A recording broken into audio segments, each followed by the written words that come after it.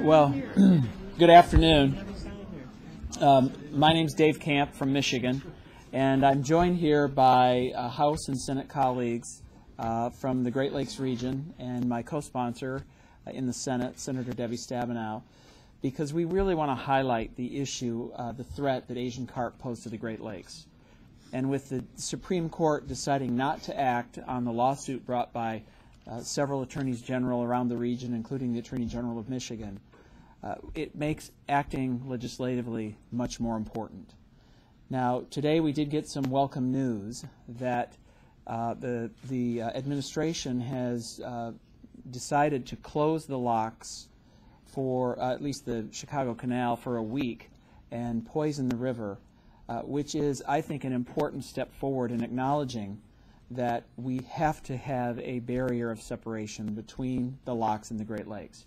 They are beginning with the area that has seen the most DNA, and we believe it's an important first step. Obviously, there's much more we need to do. We would like to see the establishment of additional barriers, reinforcing the barriers, and closing the locks temporarily, taking into account the economic hardship that may happen to the region as a result of that, as well as any potential flooding and other natural causes that may occur. And under this legislation, obviously, if there is a flood, the locks would be opened. We want to make sure that those safety concerns are taken into account. But this is a critical issue.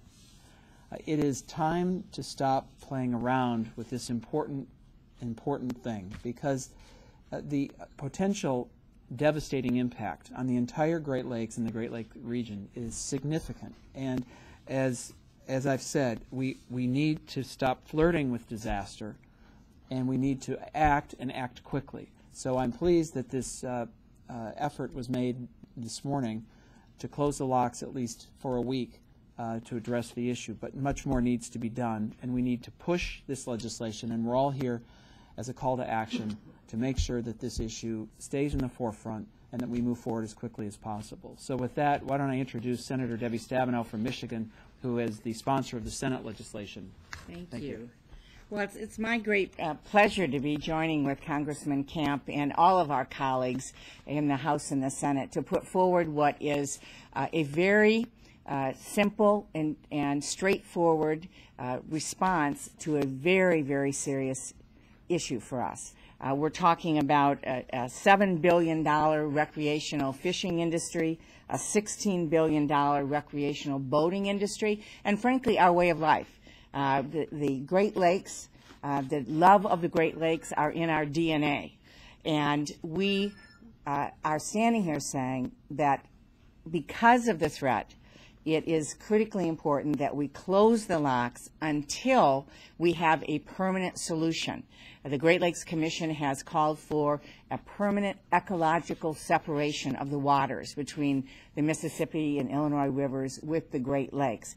That's something that the Army Corps is looking at, and we are working on efforts going forward to make sure that they make recommendations as quickly as possible on the permanent solution, because that's what we need to have happen. But until that time, we need to do everything possible to make sure that we are stopping the Asian carp, the 100-pound fish that jump out of the water and attack people, that eat the fish food, all of the food on the bottom of the lake, so that all of the other kinds of fish will not be able to survive.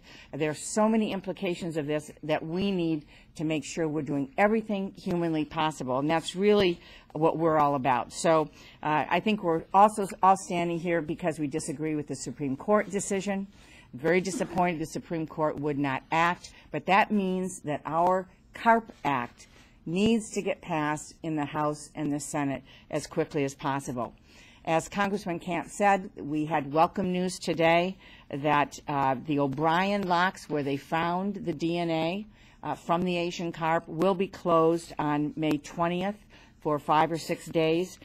They will be using a poison called rotenone in a 2-mile stretch above the electric barrier downstream from the O'Brien Lock and Dam in the Calumet Canal that will be fully contained. The poisoning method also was used in a 6-mile stretch of the Chicago Sanitary Shipping Canal downstream back in December, and at that time they found one of the bighead carp, and so we will be anxiously waiting to see what they find after the poisoning that will be done.